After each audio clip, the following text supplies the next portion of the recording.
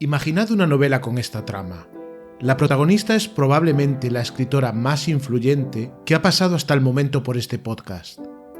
Una autora a la que su padre no le dejó recibir una educación formal, al contrario que a sus hermanos hombres, pero que acabó revolucionando la literatura, un referente para el feminismo aún hoy, 80 años después de su muerte.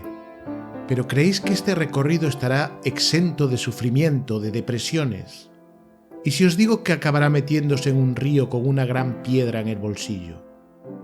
A veces, los escritores tienen vidas de novela, y no siempre de las felices. Hola, soy Javier Peña y esto es Grandes Infelices, un podcast de Blackie Books en el que os hablaremos de las vidas peculiares de algunos escritores. En el episodio de hoy os vamos a contar la historia de Virginia Woolf y la señora Dalloway.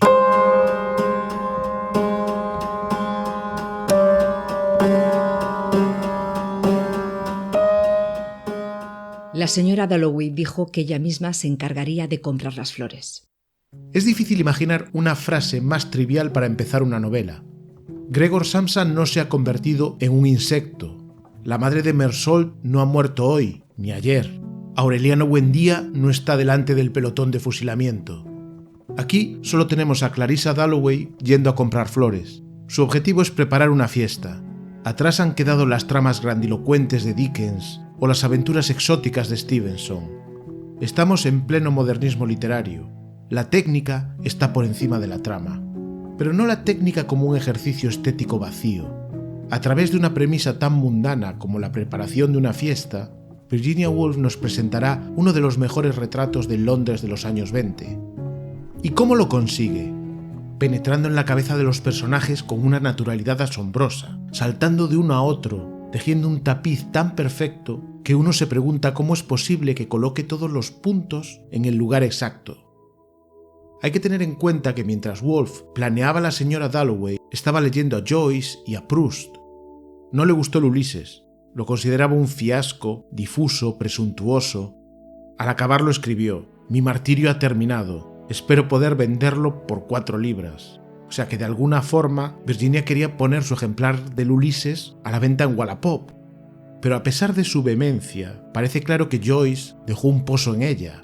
La señora Dalloway, no olvidemos, es una novela que también sucede en un día de junio de 1923 en Londres. En cambio, así como el Ulises no le gustó, a Woolf le encantó Proust. Estaba sobrecogida. ¿Qué se puede escribir después de esto?, decía. Los siguientes 8 años de la vida de Virginia Woolf fueron la respuesta a la pregunta ¿qué se puede escribir después de Proust? Durante esos 8 años escribió 4 novelas que despliegan la técnica narrativa más perfecta. Cojamos las primeras 30 páginas de la señora Dalloway. Si no lo habéis hecho ya, os recomiendo que las leáis. A mí siempre me recuerdan a un gran plano secuencia cinematográfico, un plano secuencia antes de que existieran los planos secuencia. En lugar de narrarnos la escena desde la perspectiva casi divina de un narrador omnisciente que lo sabe y lo juzga todo, lo que hace Woolf es acompañar a los personajes, dejándolos y cogiéndolos al cruzarse los unos con los otros, tejiendo así el tapiz al que nos referíamos antes. Primero acompañamos a nuestra protagonista, Clarissa Dalloway, a comprar flores en Bond Street, pero cuando estamos con ella dentro de la floristería, el ruido de un automóvil nos sobresalta. Alguien en la acera dice que es el coche del primer ministro. Esto lo oye Septimus, un veterano de guerra con estrés postraumático que acaba de gritar que se va a matar. Rezia, la mujer de este militar, teme que lo hayan oído y piensen que está loco, así que cruza la calle con él y vuelven a encontrarse con el automóvil. Ahora alguien cree que es la reina quien va en él.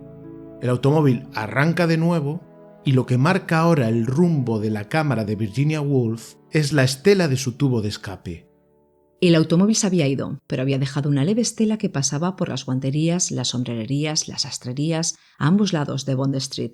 Durante 30 segundos todas las cabezas estuvieron inclinadas a un mismo lado, hacia la calle.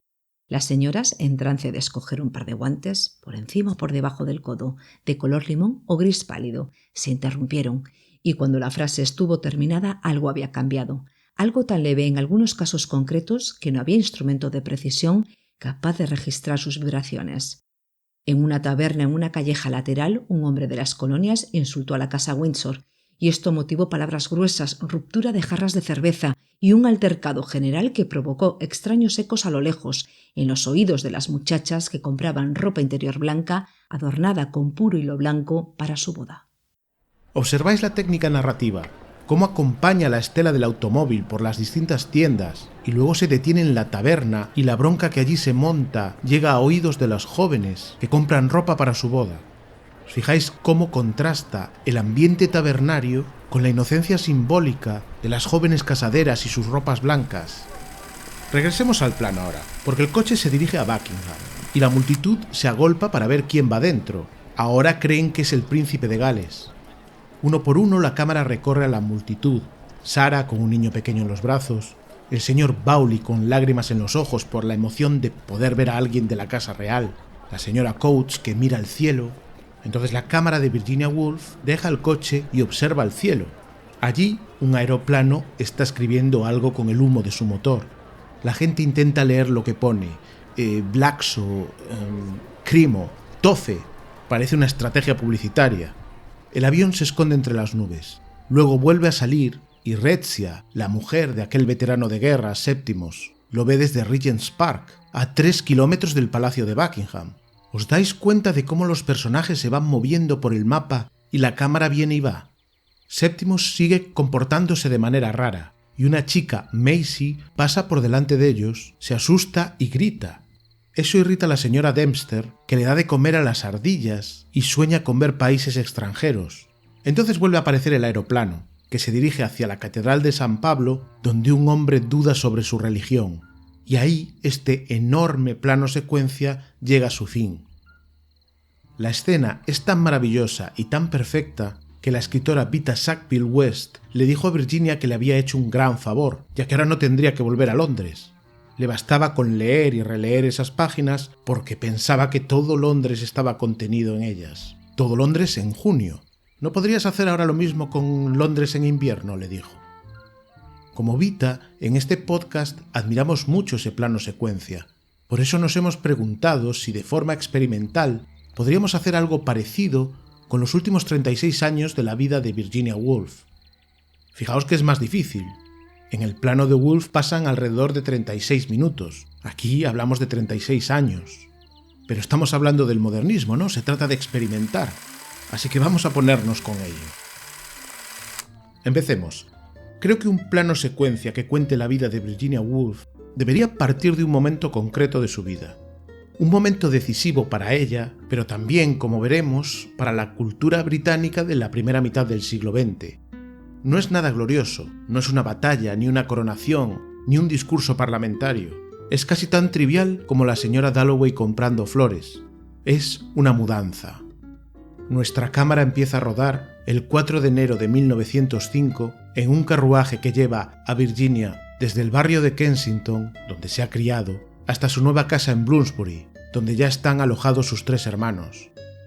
La mayor de los 4 es Vanessa, una mujer con carácter que no teme dejar atrás el pasado.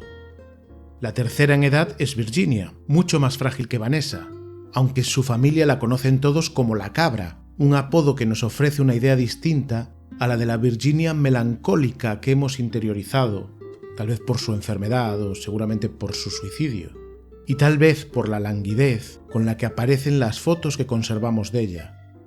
Si ahora os pidiese que imaginaseis a Virginia Woolf, la mayoría de vosotros seguro que pensaríais en un retrato concreto, una foto que le sacaron en 1902 y que se ha convertido en una de las láminas más vendidas de la National Portrait Gallery de Londres. Es una imagen icónica que le tomaron justo cuando a su padre le acababan de diagnosticar el cáncer que lo mataría. Ha pasado a la historia con una imagen de duelo. Por eso, en este plano secuencia en el que nos hemos embarcado en este episodio, trataremos de enseñar también a la Virginia que se ganó ese apodo algo más festivo de la Cabra. Cuando en 1905 el carruaje está llevando a Virginia a Bloomsbury, hace solo unos meses que su padre, Leslie Stephen, ha muerto de cáncer. Es imposible que en el trayecto que la lleva a Bloomsbury, Virginia no piense en Leslie, un hombre de letras tiránico con sus hijas, ojo, no con sus hijos, sino solo con sus hijas, a las que tenía controladas y a las que exprimía como había hecho con su mujer. La de Leslie ha sido la más reciente de las muertes de la familia, una de tantas. Como decía Henry James, famoso escritor, buen amigo de Leslie, ¡ay, esa casa de tantas muertes! La primera fue la de Julia, la madre de los hermanos, cuando Virginia tiene solo 13 años. Muere de una gripe, envejecida y agotada, con 49 años. Virginia no olvidará la despedida de su madre. Sus últimas palabras para ella fueron «Camina derecha, mi cabrita». Tampoco olvidará el agotamiento de su madre, que nunca había dedicado un pensamiento para sí misma, todos para los demás. Desde sus tempranos 13 años, Virginia pensará por qué se esperaba de las mujeres este tipo de sacrificio. A la muerte de Julia, su padre se lamentará, dirá que no ha hecho lo suficiente, así que ahora las mujeres de la casa, además de asumir todo el trabajo que hacía Julia, tendrán que cargar con una nueva labor, consolar al padre tiránico. El peso recaerá en Stella, la hermanastra de Virginia y Vanessa, hija de un primer matrimonio de Julia. Pero en esa casa de tantas muertes, Stella morirá muy pronto, víctima de una peritonitis. La siguiente en el orden de aplastamiento sería Vanessa, pero la muerte del padre liberará a las hermanas Stephen.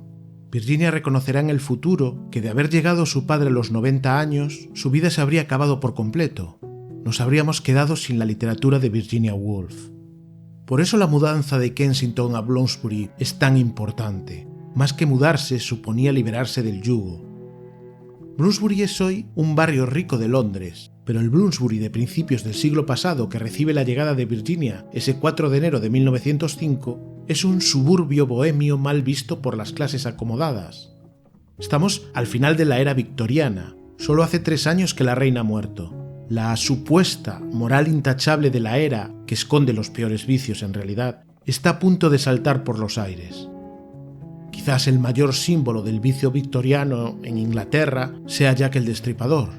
Y por cierto, uno de los sospechosos de estar detrás de la identidad de Jack el Destripador, una identidad que a día de hoy no conocemos, es un primo de Virginia con problemas mentales, James Stephen, aunque parece que las sospechas no son demasiado fundadas. Así que mientras avanza el carruaje que lleva a Virginia a Bloomsbury, va dejando atrás la Inglaterra que destripaba a las prostitutas y ataba al resto de las mujeres a su casa. Las ataba, entre otras formas, no proporcionándoles educación. Virginia arrastrará toda la vida el rencor y el complejo de no haberla recibido. La educación de las mujeres de la familia era algo que los padres habían descartado.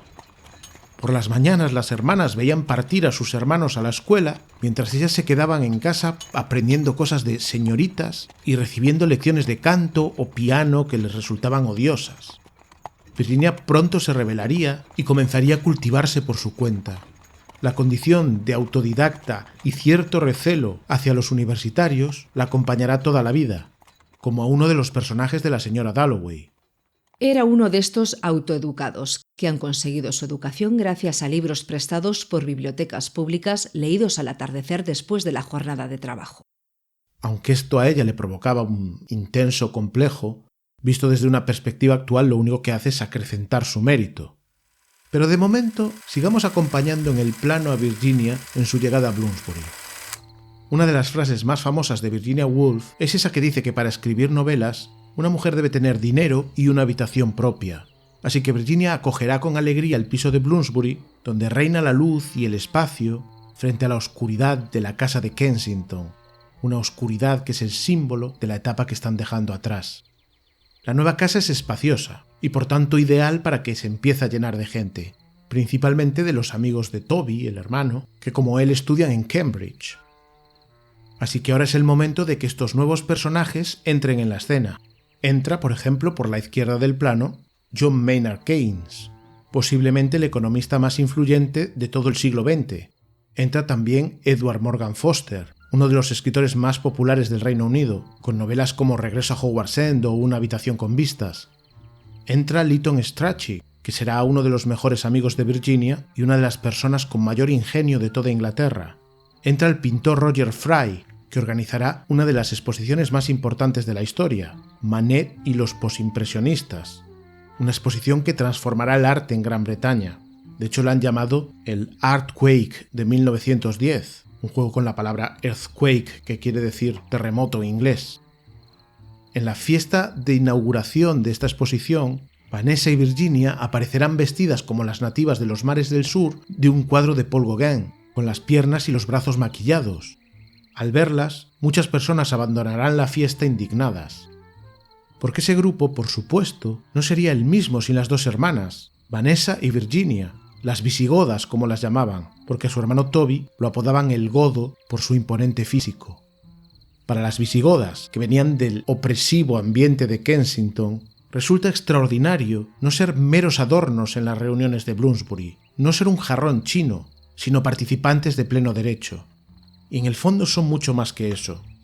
Uno de los miembros del grupo, Leonard Woolf, que le dará a Virginia el apellido con el que pasará a la posteridad, dirá al final de su vida que de entre todas aquellas mentes brillantes, Virginia era el verdadero genio. She had what I call genius of a combination of imagination and intelligence, which is extremely rare, I think. El grupo de Bloomsbury, que nace en la casa donde hemos detenido nuestra cámara, despertará admiración y odio a partes iguales. Pero la persona que crea el grupo, Toby, el Godo, después de un viaje con sus hermanas a Grecia, enfermará de fiebres tifoideas y morirá. Una vez más, la medicina le ha fallado a Virginia, que durante toda su vida mantendrá un escepticismo, cuando no aversión, hacia los médicos. No han hecho nada por salvar a sus padres y hermanos, tampoco acertarán a calmarle sus depresiones y devastadoras migrañas. Una de las soluciones que le ofrecerán los médicos para su enfermedad, pensando que los gérmenes de los dientes tenían algo que ver, será la extracción de piezas dentales. Virginia usará prótesis desde los 40 años, y eso también influirá en el semblante serio de las imágenes que se conservan de ella. Son soluciones ridículas que se reflejarán en el estúpido Dr. Holmes de la señora Dalloway. Fijaos lo que le receta a Séptimos, que, recordad, sufre de estrés postraumático como veterano de la Primera Guerra Mundial. No le pasaba absolutamente nada, dijo el Dr. Holmes. Oh, qué alivio, qué hombre tan amable, qué hombre tan bueno, pensó Rexia. Cuando él se sentía así, iba al Music Hall, dijo el Dr. Holmes. Se tomaba un día de descanso con su esposa y jugaba al golf. Séptimos es el alter ego de Virginia en la novela. Parece que el nombre proviene de que ella era la séptima hija de sus padres, si sumamos todos sus matrimonios. Así que la experiencia que cuenta con los médicos en la novela es algo muy personal. Si el Dr. Holmes descubría que había perdido siquiera 200 gramos de los 80 kilos que pesaba, decía a su mujer que le diera otro plato de gachas para desayunar. La salud, prosiguió el Dr. Holmes, es algo que en gran medida depende de nuestra voluntad. Los doctores que pinta Virginia Woolf, más que doctores, parecen homeópatas. Como estos charlatanes, seguro que se las tuvo que ver muchas veces a lo largo de su vida, en su lucha constante por culpa de sus problemas mentales. Hoy sabemos que Virginia Woolf sufrió un trastorno bipolar y con el uso de la medicación actual, como el litio, habría tenido una vida mucho más feliz. Pero a principios del siglo XX los consejos que recibía eran de este tipo, que fuese al music hall o a jugar al golf, cuando no mucho más sádicos, como arrancarle los dientes. El vacío tras la muerte de Toby hará que la hermana mayor, Vanessa, decida aceptar por sorpresa la propuesta de matrimonio de Clive Bell, otro de los miembros del grupo de Bloomsbury, quizás el más mediocre de todos ellos. Un mujeriego que iniciará pronto un flirteo con Virginia, a pesar de estar casado con su hermana, y será uno de los pocos hombres por los que Virginia sienta alguna atracción física. Como más adelante le dirá a Vita Sackville West: cuando 2 o 3 veces a lo sumo sentía atracción física por un hombre, entonces él era tan obtuso, cazador y aburrido que yo solo podía dar media vuelta y galopar hacia el otro lado. Tanto este triángulo amoroso no consumado como la bisexualidad serán asuntos comunes en el grupo de Bloomsbury. En su voladura de la Inglaterra victoriana, la sexualidad tendrá un espacio importante.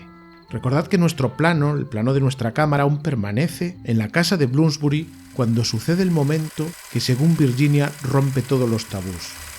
Virginia está allí con su hermana Vanessa y su cuñado Clive cuando entra Lytton Strachey, que se fija en que Vanessa tiene una mancha en su vestido blanco. «¿Semen?», le pregunta. Todos se quedan muy serios, pero pronto estallan en una carcajada. A partir de ese momento, los snobs de Bloomsbury, que discutían sobre abstracciones como la naturaleza del bien y del mal, empezarán a hablar de sexo abiertamente y continuamente, y también empezarán a practicarlo entre sí. Conformarán sin duda un grupo peculiar, como demuestra una broma que se hizo muy famosa en la época. Para narrarla, nuestra cámara tiene que viajar ahora en tren desde Bloomsbury hasta el puerto de Weymouth. La cámara acompaña a Virginia, a su hermano pequeño Adrian, al pintor Duncan Grant, que acabará siendo pareja de Vanessa cuando ésta se separe de Clive, y a un cuarto amigo. Han decidido gastar una broma al almirantazgo, una broma bastante absurda y muy racista. Se harán pasar por una delegación de Abisinia que solicita visitar un acorazado de la Royal Navy. Se disfrazan con turbantes y barbas y se pintan con betún. Parecen el rey Baltasar de una cabalgata de los años 90. Se conserva una fotografía. Viéndola, uno no puede más que preguntarse cómo es posible que nadie en la Royal Navy se diera cuenta de la broma. Y más si consideramos que uno de los marinos que los recibe es primo de Virginia, y no se da cuenta de que uno de los supuestos abisinios es su prima pintada con betún y barba postiza. Los bromistas se aprenden unas palabras en suajili, o al menos eso dicen. Olvidan aparentemente que en Abisinia no se habla suajili. Una de las expresiones que utilizan es bunga bunga. La broma termina sin que nadie se percate. Ellos se ríen en el tren de vuelta, pero uno de los bromistas se va de la lengua y acaba saliendo en los periódicos. El almirante se convierte en el hazmerreír, y los niños al verlo pasar le gritan ¡bunga bunga! Es por esta anécdota que se populariza esa expresión, una expresión que no se corresponde a ningún idioma africano. 100 años más tarde, la prensa italiana la utilizará para hablar de las orgías de Berlusconi, por si alguna vez os habéis preguntado si existe algún vínculo entre Berlusconi y Virginia Woolf. Por cosas así, Henry James se echaba las manos a la cabeza pensando que los hijos de su buen amigo Leslie habían acabado unidos a ese grupo de chalados de Bloomsbury. Como decía, era muy habitual que en el grupo todos acabasen teniendo relaciones sexuales con todos menos Virginia, que no se sentía atraída sexualmente por ellos. Desde Weymouth, donde se han burlado del almirantazgo, tenemos que traer nuestra cámara de vuelta a Bloomsbury. Allí regresa al plano un miembro original del grupo, que llevaba casi 7 años ejerciendo como funcionario en Ceilán, la actual Sri Lanka. Se trata de Leonard Woolf. Es imposible leer La señora Dalloway y no ver ciertos reflejos de Woolf en Peter Walsh, el amor de juventud de Clarissa que acaba de regresar de la India después de varios años. Seguramente el reencuentro a su vuelta, narrado a 2 voces con técnica exquisita, es algo parecido a lo que sintió Virginia al ver a Leonard. Ha envejecido, pensó Peter Walsh sentándose. No le diré nada, pensó, porque ha envejecido. Me está mirando, pensó, bruscamente dominado por la timidez. Se metió la mano en el bolsillo, sacó un cortaplumas grande y lo abrió a medias. Exactamente igual, pensó Clarissa, el mismo extraño aspecto, el mismo traje a cuadros. Su cara parece un poco alterada, un poco más delgada, un poco más seca quizá, pero tiene un aspecto magnífico y es el mismo de entonces. Probablemente el hecho de que él en la novela se mantenga igual y ella sea la que envejezca tiene que ver con que Virginia, que siempre había sido tenida por una joven hermosa, temiese a la vejez y le diese importancia a su aspecto. Aunque llegó a ser en vida una de las escritoras más famosas de Inglaterra, el propio Leonard decía que la gente se reía de ella por la calle. La veían estrambótica, con sus andares raros arrastrando los pies. Quizás era porque hacía demasiado caso a aquello que le había dicho su madre en su lecho de muerte, aquello de «camina derecha, mi cabrita». And walked about in this curious way. It was, I think, also connected with the fact that she had mental breakdowns all her life, and it showed to a certain extent to ordinary people, and then of course they always laugh at them. Su autoexigencia, la exigencia de Virginia consigo misma, resultaba agotadora, pero también era exigente con los demás, y cuando Leonard le propone matrimonio lo rechaza. Lo rechaza varias veces. En una carta le explica: Como ya te dije de forma brutal el otro día, no siento ninguna atracción física hacia ti. Hay momentos, uno fue cuando me besaste, en que no siento nada, como si fuera una piedra. Y sin embargo, finalmente cambia de opinión y acepta a Leonard. ¿Por qué? Probablemente porque sabe que pocos entenderán como él la importancia que para ella tiene la escritura. Una de las cosas que la conquista es que le diga que ella deje de escribir es motivo de divorcio. A Virginia le aterraba convertirse en una ama de casa que no pudiese escribir. Pensaba en Charlotte Bronte, que tenía que dejar la pluma para pelar patatas. Ella no quería abandonar su escritura para pelar patatas. Y eso es algo que Leonard sabe y está de acuerdo. Leonard también está al corriente de sus fases depresivas y es una gran ayuda para Virginia. Su matrimonio será poco ordinario. Pronto durmieron en camas separadas y después en habitaciones separadas. Es posible que nunca mantuvieran relaciones sexuales completas. Su hermana Vanessa, que era plenamente consciente de esto, lo comenta en una carta. Es evidente que los dos estaban un poco preocupados por la cuestión de la frialdad de la cabra. Creo que a ella la molesté, pero quizá lo tranquilicé a él al decirles que yo pensaba que ella nunca había entendido ni simpatizado con la pasión sexual en los hombres. Es difícil saber si Virginia era simplemente lesbiana o safista, como ella prefería decir. Lo que parece evidente es que el rechazo a la sexualidad con los hombres tuvo mucho que ver con los abusos a los que la sometió su medio hermano George, el hijo del primer matrimonio de su madre. Tenemos que regresar ahora a Kensington, a la casa que abandonamos al principio del relato. De los abusos que allí sufrió habló Virginia, pero Vanessa también los conocía. Los abusos se sucedían mientras su padre Leslie moría de cáncer. Vanessa se lo contó al médico de la familia, y su respuesta fue aterradora. Le dijo que George le hacía eso a Virginia para calmar su dolor por la enfermedad y la próxima muerte de su padre. No es de extrañar el resentimiento hacia los médicos que le quedará bien grabado a Virginia, igual que no es de extrañar que esa infancia con el padre tiránico y el hermano abusador, esa infancia en la que despedía a sus hermanos mientras iban al colegio y ella tenía que quedarse en casa, hiciera crecer en ella una desconfianza hacia los hombres, y hace que varias de sus obras hoy sean un referente para el feminismo. Obras como Una habitación propia, que ya hemos mencionado, o Tres guineas. En Tres guineas, por ejemplo, uno de los mensajes es que las feministas no luchan solo por las mujeres, sino por el bien de toda la sociedad. Dice que la lucha contra el Estado fascista es la misma que la lucha contra el Estado patriarcal. Lo curioso es que Graham Greene reseñó Tres guineas en la prensa y lo despachó diciendo que lo veía provinciano y anticuado. Anticuado, algo que sigue vigente 85 años después. Lo que sucediera que Greene no se daba cuenta de lo adelantado a su tiempo que era ese discurso. Estas experiencias negativas con los hombres cuando era una niña le hizo preferir la compañía sexual de las mujeres, como se trasluce que también le ocurre a Clarissa Dalloway en la novela. En aquellos días, Sally se comportaba como una total insensata. Por alarde, hacía las cosas más idiotas.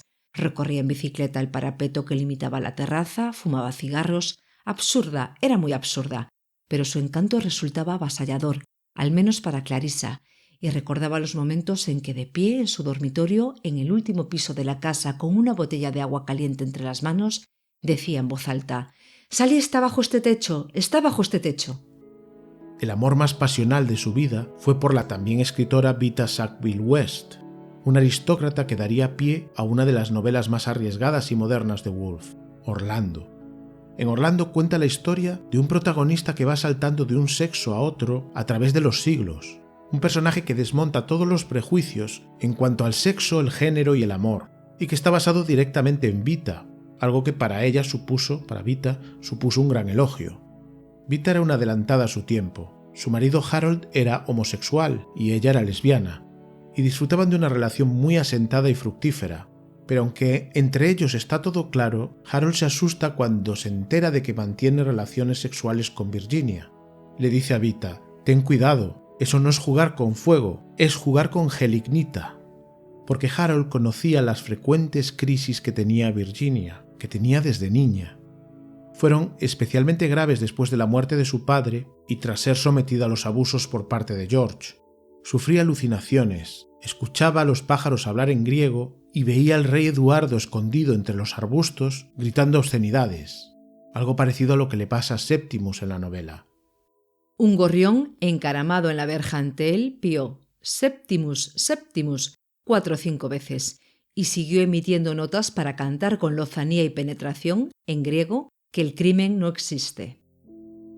Pero quizás las crisis más graves tuvieron lugar en 1913 tras el matrimonio con Leonard. La presión de tener que rechazar sexualmente a Leonard, la presión de la salida de su primera novela, su autoexigencia, la conciencia de que la gente la veía como un bicho raro, todo esto pudo llevarla a ese estado. Esto nos obliga a meter ahora nuestra cámara en un coche camino del hospital. Leonard y John Maynard Keynes, el economista, van en él gritando: «¡Médico, urgente, déjennos pasar!». Virginia va en el asiento de atrás. Una amiga la ha encontrado tirada en el suelo. Ha ingerido una dosis de Veronal que la conducirá a la muerte si no reaccionan a tiempo. Finalmente consiguen hacerle un lavado de estómago y salvarle la vida. La literatura universal agradece tanto ese lavado de estómago, le quedaba todo por escribir. Leonard tiene que insistirles a los médicos para que la dejen a su cuidado y no la internen, un episodio muy similar al que recoge la señora Dalloway con el personaje de Septimus. Se trataba tan solo de una cuestión de descanso, dijo Sir William. Descanso, descanso, descanso, un largo descanso en cama. Había un delicioso sanatorio en el campo donde su marido sería perfectamente atendido. ¿Sin ella?, preguntó Rezia. Desgraciadamente sí. Las personas que más nos aman no nos convienen cuando estamos enfermos. Está claro que esto es algo con lo que Virginia no está de acuerdo. Ella valoraba mucho los cuidados de Leonard y no contemplaba el internamiento, hasta el punto de que Septimus se acaba suicidando por su internamiento. Pero Leonard sabía que había momentos en que el trastorno de Virginia no le iba a dejar escribir, así que tomó dos decisiones. Una, la de cambiar en lo posible el bullicio de Londres por la tranquilidad de una casa de campo. Y dos, que Virginia estuviese siempre ocupada con un trabajo intelectual a su altura. Por eso ahora nuestro plano secuencia tiene que seguir al matrimonio en un paseo hasta Farringdon Street, cerca de la Catedral de San Pablo.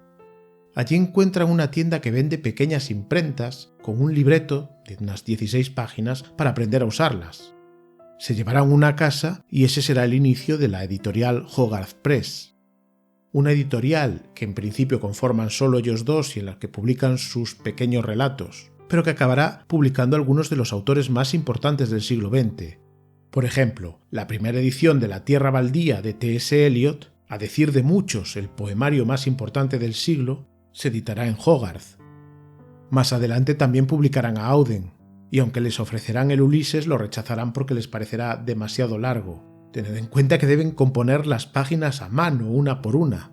Virginia dirá que la imprenta suponía el trabajo equivalente a dar el pecho a 6 niños al mismo tiempo, pero Leonard dirá que nadie trabaja con la intensidad con la que lo hace Virginia. También publicarán Preludio de Catherine Mansfield, una autora con la que Virginia mantendrá una relación contradictoria. Su primera impresión es que Catherine apesta como una mofeta a la que hayan sacado de paseo. Virginia reconoce que uno de sus vicios más viles son los celos hacia otros escritores. Finalmente acabarán admirándose mutuamente y el recuerdo de Mansfield perseguirá a Virginia mucho después de la temprana muerte de la autora neozelandesa. Eso llevará a Woolf a pensar en algún momento qué pena que Catherine no esté aquí. Así se daría cuenta, finalmente, de que yo soy la más dotada de las dos. Esta soberbia de Virginia es una muestra de la montaña rusa que le supone la escritura. Un día se siente desdichada, al día siguiente feliz. Un día se siente fracasada, otro día una escritora extraordinaria. Pero después de recibir una mala crítica a un relato menor, cree que está claro que ella no va a ser una escritora popular. Así que, ¿qué más da? Voy a escribir lo que me plazca y que digan lo que quieran. Mi único interés como escritora, empiezo a darme cuenta, consiste en cierta extraña individualidad. Pero luego me digo a mí misma, ¿no es precisamente cierta extraña individualidad la cualidad que yo respeto? A partir de esta decisión surgirá la mejor Virginia Woolf. La primera obra de este periodo dorado será La señora Dalloway, en 1925. Su estilo es absolutamente rompedor, como en este fragmento. Fue terrible, gritó Peter, terrible, terrible. Sin embargo, el sol seguía calentando. Sin embargo, uno se adaptaba a la realidad. Sin embargo, la vida daba los días uno tras otro. Sin embargo, pensó mientras bostezaba y comenzaba a darse cuenta de la realidad que le rodeaba. Regent's Park había cambiado muy poco salvo en lo tocante a las ardillas. Sin embargo, cabía presumir que había compensaciones. Se conserva una grabación accesible para cualquiera en la que escuchamos la voz de Virginia y también su reflexión acerca del lenguaje y el uso del inglés, que era algo que había estudiado de forma autodidacta y conocía a fondo. If you want proof of this, consider how often in moments of emotion, when we most need words, we find none. Yet there is a dictionary. There at our disposal are some 500,000 words, all in alphabetical order. But can we use them? No, because words do not live in dictionaries, they live in the mind. Entre 1925 y 1931 escribirá 4 obras maestras. Después de La señora Dalloway llegarán Alfaro, Orlando y Las olas, novelas que le garantizan un lugar en el panteón de la literatura universal. Eso es lo que le habría querido decir Virginia a Catherine Mansfield. Este esnobismo y egocentrismo es algo de lo que acusarán al grupo de Bloomsbury y que acabará haciéndolo antipático de cara a la gente. También serán antipáticos porque en su mayoría eran socialistas y prosoviéticos. Leonard era uno de los mayores activistas por los derechos de los trabajadores, pero al final de su vida se sentirá muy decepcionado. Mirando atrás los 57 años de mi trabajo político dirá: no he conseguido prácticamente nada, 200.000 horas de trabajo perfectamente inútil. Leonard sentía cierta frustración y un vacío, entre otras cosas por su renuncia a tener hijos. Una de las razones posibles es que Leonard temía que la enfermedad mental de Virginia fuera hereditaria. Por otra parte, era imposible tener hijos sin la práctica sexual que a Virginia le parecía un obstáculo insalvable. Como en la señora Dalloway, la cópula entre el hombre y la mujer le parecía una suciedad. El amor entre un hombre y una mujer repelía a Shakespeare. El asunto de copular le parecía una suciedad. Pero Redzia decía que debía tener hijos. Llevaban 5 años casados. Lo cierto es que Virginia envidiaba a los hijos de Vanessa. Eran sus sobrinos y los quería, y ellos la recordaban con cariño, aunque también la recordaban como esa tía o tío soltero que todos tenemos, ese tío un poco estrafalario. Ella era consciente de su renuncia. En un momento en el que Vanessa tenía éxito con su pintura, Virginia le dijo: «Vanessa, ya que tú tienes hijos, la fama me pertenece a mí». Y ya que hablamos de esto, ahora en nuestro plano tiene que entrar uno de los hijos de Vanessa y Clive, Julian. Tenemos que mover un poco la cámara. Seguimos en Bloomsbury, pero esta vez en el estudio de Fitzroy Square donde Vanessa desarrolla su carrera como pintora. Hemos dado un salto de unos cuantos años en el tiempo. Ahora estamos en 1937. Vanessa recibe una llamada de teléfono y el grito que sale de su boca es completamente aterrador. Durante días no será capaz de hablar o comer. La han llamado para decirle que Julian ha muerto en la batalla de Brunete, en la Guerra Civil Española. La relación entre Julian y su madre era tan estrecha que provocaba muchos celos en Virginia. No era una relación normal. Las relaciones en Bloomsbury, ya sabemos, no acostumbraban a ser ordinarias. Julian, que había conseguido un puesto para dar clases en China, le mandaba cartas a su madre describiéndole a las prostitutas chinas con las que se había acostado. A la vuelta de Asia, les dijo que quería unirse a las brigadas internacionales. Todos trataron de disuadirle, y al final lo que consiguieron fue convencerle de que si quería ayudar en la guerra, podía conducir una ambulancia. Un mes después de llegar a España, Julian está en Brunete y comienza un bombardeo. Julian se refugia debajo de la ambulancia, pero la metralla le alcanza en el pecho. Aunque lo operan de urgencia y le dicen que tiene un 80% de posibilidades de salir con vida, bueno, ya conocéis las relaciones de la familia con los médicos. Julian muere esa misma noche. Esta tragedia familiar no hace más que precipitar la caída de Virginia y anunciar lo que pronto llegará. Como en ese plano secuencia de la señora Dalloway del que hablamos al principio del episodio, ahora tenemos que mirar hacia el cielo, pero no a aviones de publicidad que anuncian tofes, sino a los Stukas alemanes. Inglaterra entra en guerra con la Alemania de Hitler. Virginia lee aterrorizada las noticias. Un submarino alemán torpedea, aparentemente por error, el transatlántico británico-canadiense SS Athenia, que se dirigía a Montreal con 1.400 personas a bordo, la mayoría mujeres y niños. Mueren más de 100 pasajeros, en lo que supone las primeras bajas británicas y estadounidenses de toda la Segunda Guerra Mundial. Al leer en la prensa sobre este incidente, Virginia resume a la perfección el absurdo de la guerra. Una matanza superficial, incomprensible, como tomar una jarra con una mano y en la otra un martillo. Pero el hundimiento de la Athenia era solo el principio. Al caer Francia, tanto Virginia como Leonard están seguros de que se avecina una invasión terrestre. Adrian, el hermano pequeño de Virginia, les promete que les conseguirá una cápsula de veneno por si esto ocurre. Leonard era judío y habían sido muy visibles representantes de la izquierda. La muerte estaba muy cerca. Virginia llevaba años viéndola venir, pero ahora ya se hacía la idea. Pero primero tendrá que ver Londres destruida. Londres, la pasión de mi vida destrozada, dijo Virginia Woolf. Nuestra cámara nos traerá por última vez al lugar donde empezamos esta historia, a Bloomsbury, que ha sido completamente arrasada por las bombas alemanas. En 1941, el barrio con el que siempre se identificará ya a Virginia Woolf ha sido reducido a escombros. Detengamos, pues, este plano secuencia aquí, 36 años después de empezarlo. Pero ahora falta la resolución, y para eso tenemos que acompañar a Leonard y a Virginia al campo, que es donde se refugian. Allí Virginia ha terminado la que será su última novela, Entre actos, pero cuando llega la hora de publicarla dice que no quiere hacerlo, que no merece la pena, que no es lo suficientemente buena. Su confianza se está desmoronando. No puedo escribir, dice, he perdido el arte. Lleva años cayendo en el abismo, pero a su alrededor no se dan cuenta de qué cerca está de tocar fondo hasta que ya es demasiado tarde. Leonard tendrá la posibilidad de repetirse aquello que dijo Leslie en su día, el padre de Virginia, cuando murió su madre. Hice lo suficiente. Es curioso que Entre actos, la última obra de Virginia, trate precisamente sobre la incomunicación entre un matrimonio, y que las últimas palabras que escribió Virginia Woolf sean estas. Entonces se levantó el telón. Hablaron.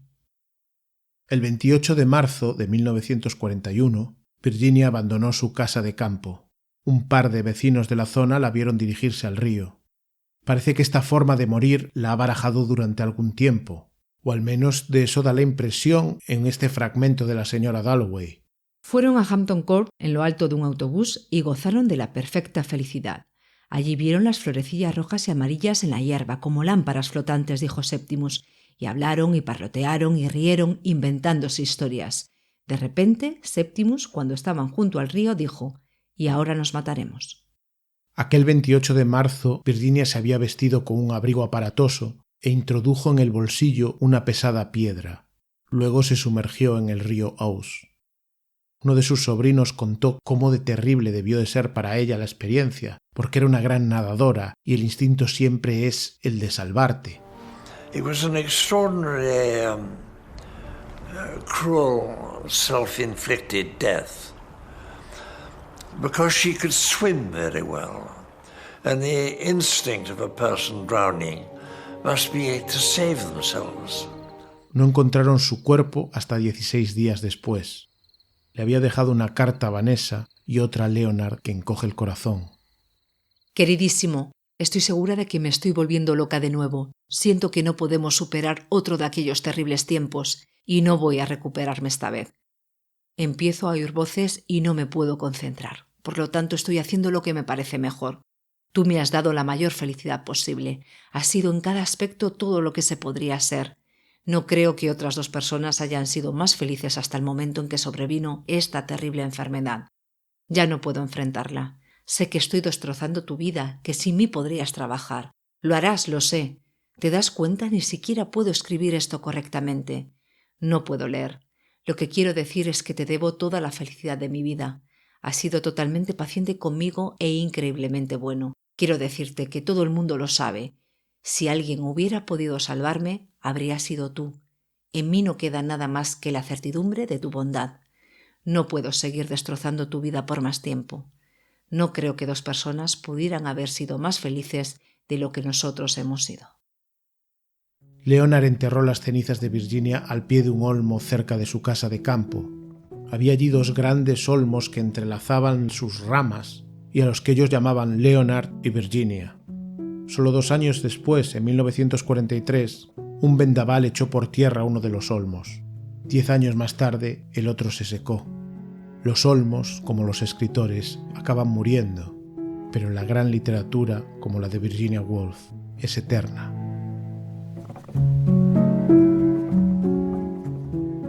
Hasta aquí nuestra historia de Virginia Woolf. En su relato Un día en la jungla, Shirley Jackson contó cómo Elsa se iba de casa y se despedía de su marido Don. Al principio sentía placer por escribir las notas de despedida. Escribió: «Querido Don, he decidido que no tengo por qué seguir aguantando esto».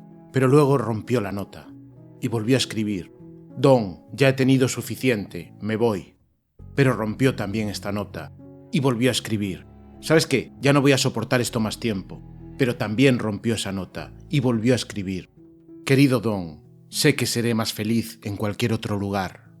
Y esa nota ya no la rompió, porque había notado que el encanto y el gozo de escribir notas de despedida estaba empezando a evaporarse. Este es el final de la tercera temporada y por tanto la tercera despedida. Supongo que el encanto empieza a romperse también.